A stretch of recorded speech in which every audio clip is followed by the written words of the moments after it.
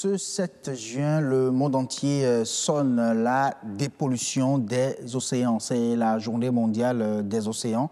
L'expert océanographe, le docteur Georges Débé, a accepté de venir nous en parler et présenter bien sûr le cas du Bénin en la matière sur ce grand rendez-vous. Bonsoir, docteur Débé. Bonsoir. Merci d'avoir accepté notre invitation. Mais déjà, quand on parle d'océan, à quoi fait-on référence comme espace? Il faut dire que les océans occupent près de 70% de la superficie de la planète. Ok. Donc c'est très important. Donc c'est une immense superficie d'eau qui nous entoure, qui sépare les continents, donc de par le monde. Ok, donc on parle de superficie d'eau qui sépare les continents. Au Bénin, est-ce qu'il y a vraiment des océans au Bénin? Oui. Notre façade maritime, c'est l'océan Atlantique. Ok. C'est l'océan Atlantique, donc nous sommes comme on dit souvent mer, mais On dit la mer. Ici au Bénin, c'est l'océan Atlantique. Ok, on n'a pas la mer. Donc il y a une différence entre océan et mer. Oui. Quelle est la différence? Bon, la différence est que l'océan, c'est une grande étendue d'eau salée qui sépare les continents. Donc nous en avons 5. Ok. Il y a l'océan Atlantique, l'océan Pacifique, l'océan Indien, l'océan Arctique et l'océan Antarctique. Attends. Okay. Quand tu as la mer, c'est bien sûr, il y a aussi une étendue d'eau salée, mais pas plus étendue que les océans, qui sont enclavés dans les terres et qui ont des communications avec les océans, soit par des canaux ou bien par des détroits, tels que la mer Méditerranée, la mer Rouge, la mer Noire, la mer Baltique. Donc voilà un peu la différence. Sinon, c'est des eaux salées, tout salé, mais la mer est un peu entre la terre. Oh, okay. Donc voilà la différence que nous faisons entre Donc nous avons un océan au Bénin, c'est l'océan Atlantique, tout simplement. Alors, mais quand on parle de pollution des océans, quelles sont les sources en réalité? Vous savez, selon les études faites par les Nations Unies, 80% de la pollution marine provient des déchets venant de la terre. Donc, ce qui veut dire quoi? Ce qui veut dire que tout ce que nous produisons, presque tout ce que nous produisons sur la terre, se retrouve en mer. Ça veut dire que tous les cours d'eau, presque tous les cours d'eau, fleuves, se jettent dans la mer. Et donc, ces eaux drainent tout ce qui est comme déchets solides, liquides, dans la mer, aussi avec le vent, aussi tout ce que nous produisons sur la plage, tout cela se retrouve dans la mer. Donc, en quelque sorte, on peut dire que l'océan est un réceptacle des déchets que nous produisons sur Terre. Sur Terre, 80%. 80% de la pollution marine provient des déchets produits venant de la Terre. Venant de la Terre. Alors, si on prend le cas du Bénin, de l'océan Atlantique précisément, peut-on dire que nos différents cours d'eau les polluent et comment ça se passe? Monsieur le journaliste, c'est évident. Hein. Le cas palpant, c'est la lagune de Cotonou. Quand vous regardez avec tous les déchets que nous avons là, presque tous ces déchets se retrouvent en mer. Quand vous y allez, vous allez voir les déchets solides sur l'eau et on les voit tous dans la terre. Que ce soit tout ce qui est produit, liquide, tout cela. Il faut dire que, par exemple, le fleuve Ouémé se jette dans le lac Nokoué. Le lac Nokoué se communique à la mer par le chenal. Okay. Donc, ce qui veut dire que tout ce qui est produit au nord, que ce soit sur les champs, avec tous les engrais chimiques que nous posons, tout ça là, dans la Lomé, et Lomé draine tout ça là, c'est produit dans la mer. Dans la mer. Oh là là. Donc, tout ce qui est produit au nord sont rejetés aussi dans la mer. Donc, du nord au sud, le Bénin pollue carrément. Ah oui, pollue carrément. Surtout que nous gérons mal nos déchets au Bénin. C'est le drame. Nous tirons très mal nos déchets au Bénin. Ça fait que nos océans, la mer, l'océan Atlantique, en tout cas, notre façade maritime est tellement polluée. Un exemple, oui. Et, vous voyez la station de Budo-Vidan de Cibo. Voilà. Quand c'était construit, c'est un certain nombre de bassins. Donc, les déchets sont déposés dans un bassin et ça, il y a des bassins de décantation jusqu'à ce que ce qui est dans la mer ne contient plus des éléments. Mais actuellement, avec l'érosion côtière, plusieurs bassins sont déjà partis en mer. Si bien que ce qui est bien déversé là, directement, tout va tout dans cru. la mer. Comment?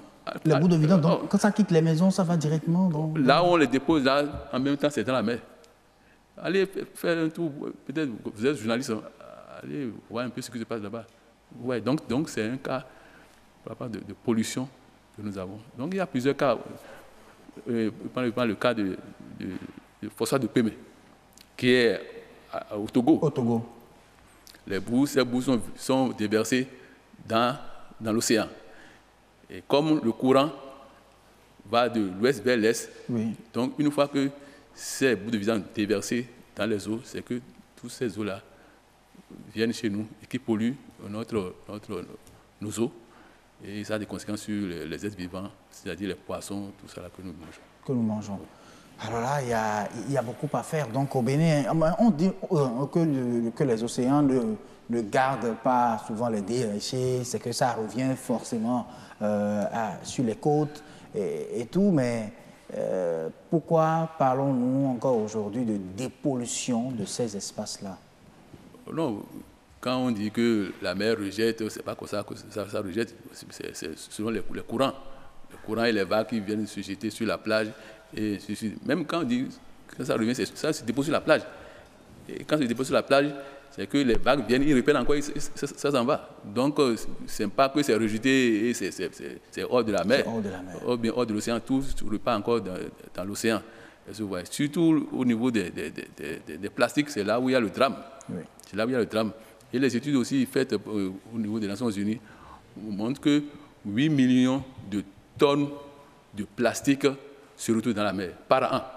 8 millions de tonnes 8 millions de tonnes de plastique se retrouvent par an dans la mer. Dans la mer. Ce qui cause des dommages considérables à tout ce qui est espèces, mammifères, poissons, et tout ça là. Même le tourisme, parce que quand on dit le tourisme, quand la plage est sale, tout ça là, donc ça porte un coup au tourisme, parce que les touristes ne peuvent pas venir pour venir se reposer, se baigner, parce qu'il y a les plastiques dedans, tout ça là. Que la situation est préoccupante. Est préoccupante. Alors aujourd'hui, on parle de dépollution de la mer. Qu'est-ce que vous proposez en tant qu'expert pour vraiment, en tant que technicien, pour dépolluer vraiment ces espaces-là, dépolluer les océans? Dépolluer ces espaces, c'est d'éviter que ces déchets viennent à la mer. Oui. C'est d'éviter que ces déchets viennent à la mer. Pour éviter, c'est qu'il faut qu'on mette en place une bonne gestion de nos déchets, des déchets que nous produisons. Donc, une fois que ça va dans la mer, avec les courants, tout ça, là, on n'arrive plus à maîtriser. Donc, par exemple, un déchet ou bien tout qui est pollué, par exemple, en Côte d'Ivoire ou au Sénégal, avec les courants, ça peut venir au Bénin et ainsi de suite.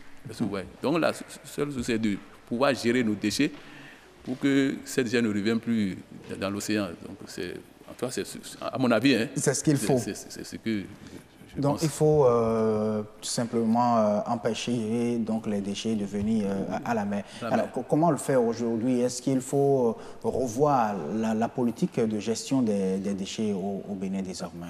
Absolument, absolument. Vous savez, c'est un problème au Bénin. Et les autorités, tout le monde est conscient que actuellement, de la façon dont sont gérés nos déchets aujourd'hui, c'est pas ça. C'est pas ça.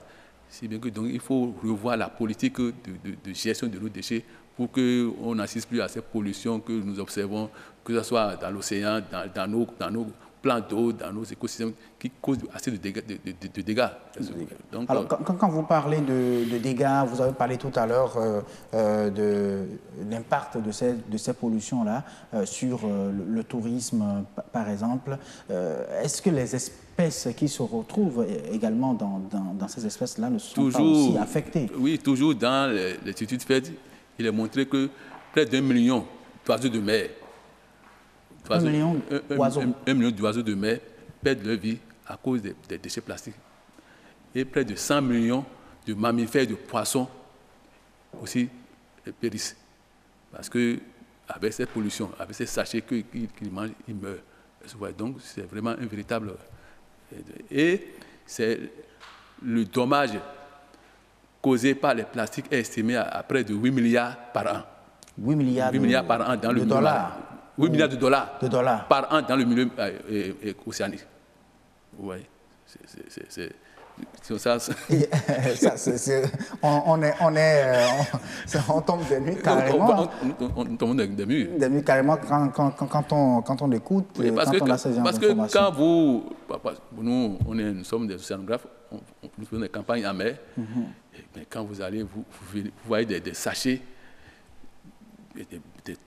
beaucoup de sachets qui sont sur la surface de l'eau. Et au large, hein, ce n'est pas seulement sur nos côtes ici, même au large, on rencontre de ces sachets qui flottent sur l'eau. Qui flottent sur l'eau. Et quand les poissons, les requins, les dauphins, bien les baleines, ils mangent. Et quand ils mangent, c'est que ça leur crée des problèmes. Et des fois, ils meurent. Et des fois, vous voyez qu'à des moments donnés, nous observons des baleines qui viennent échouer sur nos plages, qui sont déjà morts. Donc, tout ça aussi, ça participe à ça. Ça participe à ça. Mais aujourd'hui, ces espaces-là, ces océans-là sont quand même déjà pollués. Est-ce qu'il y a une technique pour sortir ces déchets-là, de ces espaces-là, comme ça peut se faire sur la terre ferme, où c'est possible aujourd'hui de regrouper les déchets et puis de les traiter? Là, ça demande une grande technologie. Hein. Vous savez qu'en mer, travailler en mer ou bien faire des activités en mer, ce n'est pas sur terre que facilement vous pouvez le faire. Là, c'est faisable, mais ça demande beaucoup de la grande technologie. La grande technologie. Beaucoup de moyens. Parce que une campagne en mer, ce n'est pas de l'amusement. Je prends un exemple, quand nous faisons une campagne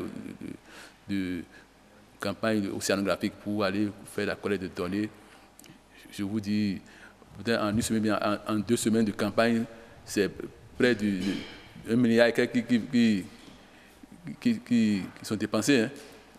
Ouais, mais ce n'est même pas à la portée de nos petits pays. C'est pas la portée. Alors, est-ce que les engins qui circulent également sur ces espaces-là ne sont pas aussi source de pollution? Bien sûr. Il y a les bateaux qui circulent en tout cas sur nos océans aussi polluent, parce qu'il y a les eaux de ballast, les eaux qui permettent de faire l'équilibre. À un moment donné, il est vidange sur nos eaux, surtout que nos côtes, on ne surveille pas. Donc, ils viennent, ils déversent, ou soit les pétroliers qui, à un moment donné, lavent leur, en tout cas les casiers, et ils les jettent dans la mer. Et à un moment donné, vous voyez à la côte de goudron que nous avons sur nos côtes. Donc, c'est ces eaux qui sont déversées. Or, c'est des choses qui sont interdites.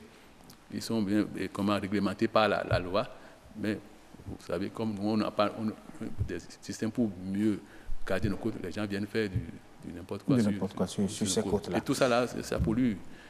Et ça cause des dégâts que ce soit sur l'espèce, la flore ou la faune. Vous voyez. Qu'on remarque tout ça là. Merci beaucoup à vous, Dr Georges Degbé. Je rappelle que vous êtes chercheur à l'INROB. À l'IROB. À l'IROB, pardon. Alors, à l'IROB, qu'est-ce que ça fait en réalité quand on parle Oui, l'IROB, c'est d'abord, comme son nom l'indique, c'est l'Institut de recherche halieutique et océanologique du Bénin.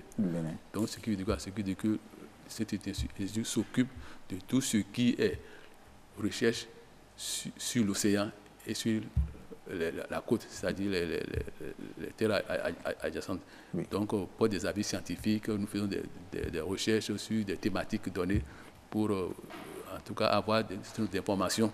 Merci à vous d'être venu, bien sûr, sur le grand rendez-vous, nous parler, bien sûr, de cette journée, la journée mondiale des océans. Et donc, ça va se passer demain au niveau, bien sûr, de Grand Popo. Merci à vous.